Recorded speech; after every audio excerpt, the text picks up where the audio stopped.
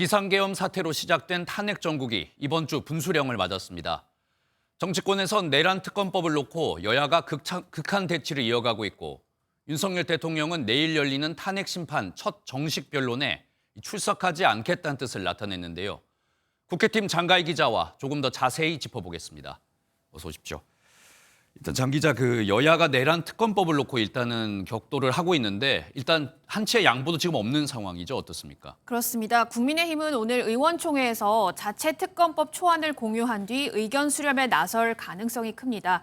국민의힘은 대규모 인력이 투입돼 윤석열 정부의 내란, 외환 혐의를 수사하고 그 내용이 언론을 통해서 전달된다면 민심이 동요할 수밖에 없다고 보는데요.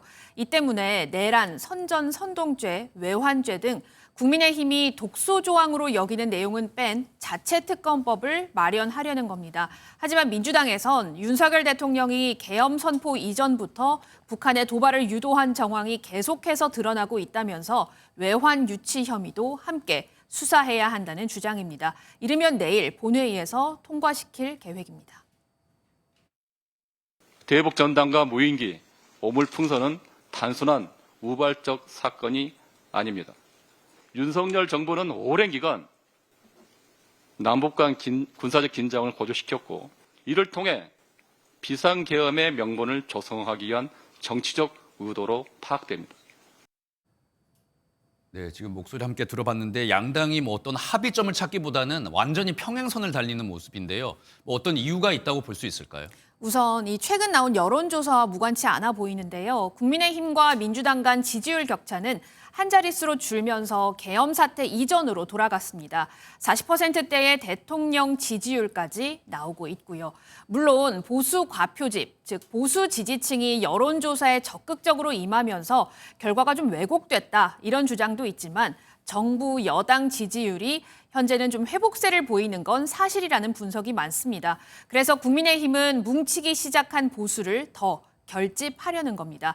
민주당에서는 국민의힘이 주장하는 독소 조항 배제나 일부 수사 범위 축소 등에 대해서 여당과 협상할 의지가 있다 이렇게 언급을 했는데요.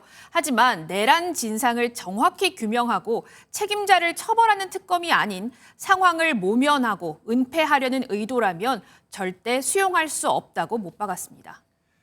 네, 이번에는 윤석열 대통령 탄핵 심판과 수사 상황도 한번 짚어보겠습니다. 내일이 첫 번째 변론 기일인데 네. 윤석열 대통령 측에서 이제 나가지 않기로 결정을 내렸다면서요. 그렇습니다. 이 탄핵 심판에서 이 내란죄를 제외하는 문제에 더해서 체포 문제도 함께 해결이 돼야 나갈 수 있다는 입장인데요. 다만 윤 대통령 측이 지연 의도를 가지고 불출석한다 하더라도 헌재의 심판 속도에는 큰 영향을 주지는 못합니다. 첫 변론 기일에 윤 대통령이 나오지 않으면 첫 기일은 그대로 종료가 되지만 두 번째 기일부터는 정상적으로 진행하기 때문에 그렇습니다.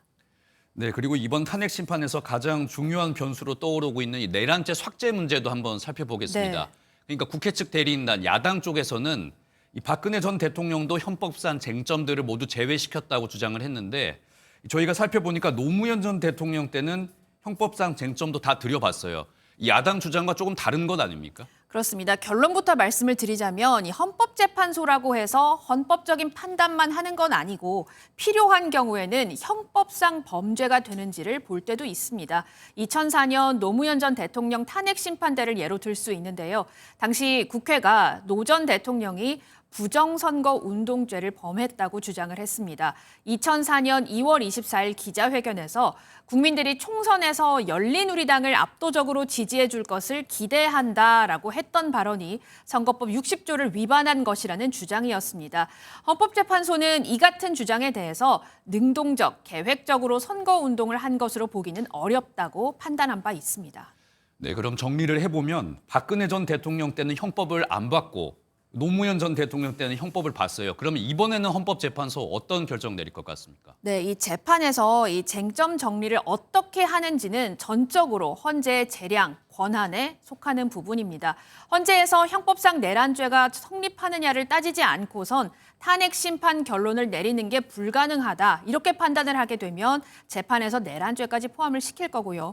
반대로 형법상 내란죄를 굳이 따지지 않아도 비상계엄 선포와 실행에 관한 헌법상 문제만 들여다봐도 탄핵 심판 결론을 내릴 수 있다고 판단을 하면 내란죄는 쟁점에서 제외시킬 겁니다. 이번 주 본격적인 변론기일이 시작을 하는데요. 빠르면 이번 주에 헌재가 정리에 나설 가능성이 있습니다. 네, 오늘 말씀 잘 들었습니다. 지금까지 국회팀 장가희 기자였습니다.